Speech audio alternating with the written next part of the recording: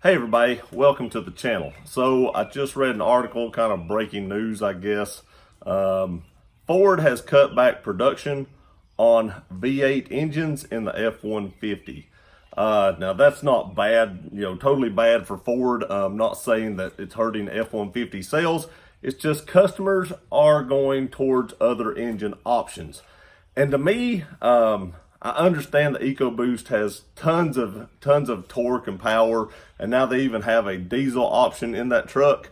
But on a full-size truck, it still makes you wonder, man. You think a lot of people would opt for that V8, that big 5.0 Coyote V8, but it does seem like they are transitioning and getting more accustomed to those smaller liter engines. And we'll get into that here in just a minute.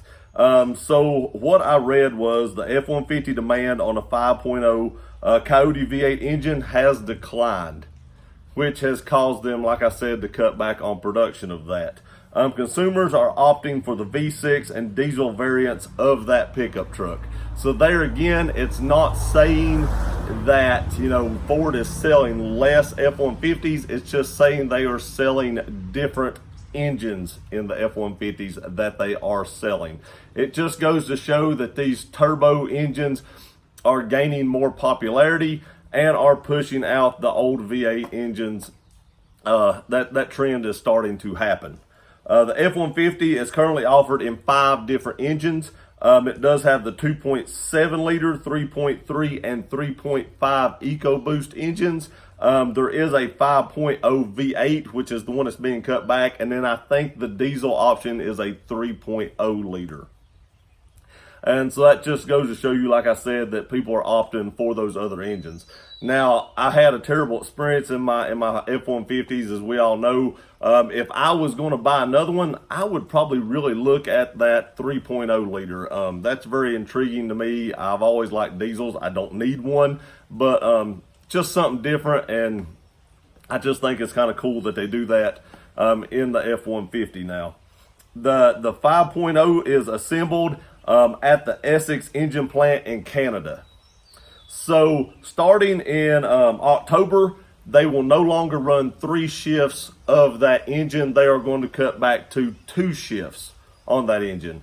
So they will still be running 2 shifts. It just goes to show you how many F-150s they were actually building.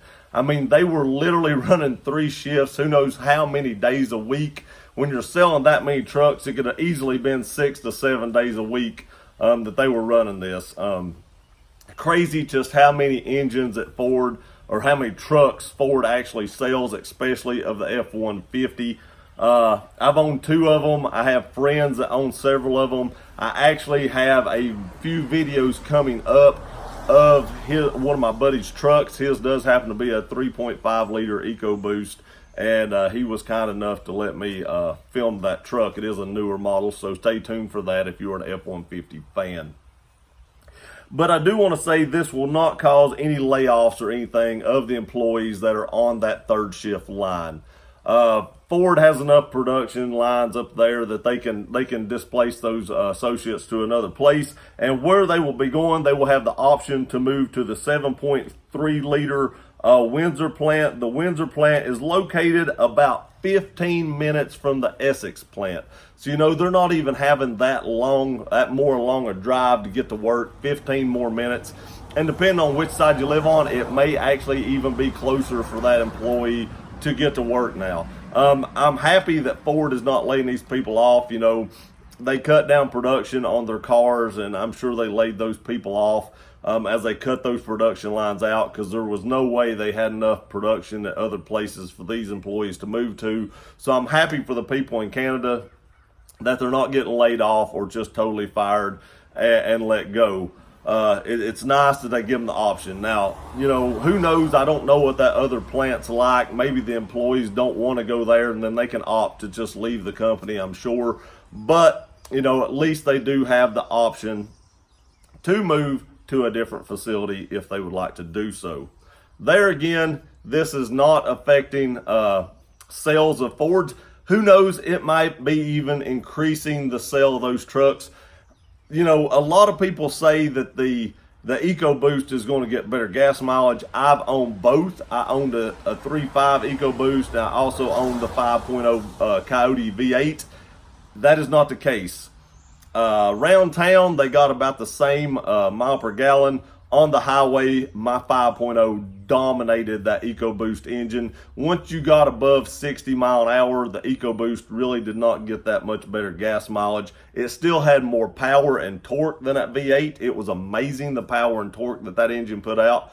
But it just did not get the gas mileage. Even the technicians at the Ford dealership jokingly asked me one time what kind of MPG I was getting on my truck, because it was not what Ford was actually, putting on the window sticker.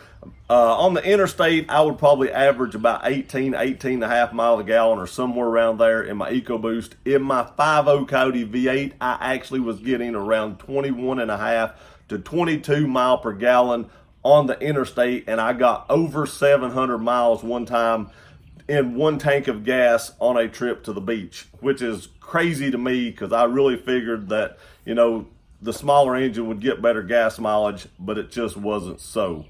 So there again, probably not hurting the sales of the F-150. I'm sure next year they will, dominate sales again. I own a Tundra, as we all know, and it's at the bottom of the list. I love my truck, but I never see it surpassing, the F-150. So I just wanted to get this out to you guys. Anytime I get news on any kind of trucks or something like that, or at least any of the big three, or Toyota, I try to get that out to you. And I just read this, and I wanted to get that out there so you all would know that the consumer is now demanding the V6 turbos and the diesels over that Coyote V8. I do appreciate you watching this video. Please like, share, and subscribe for future videos. F-150s coming up. Thank you for watching. We'll see you next time.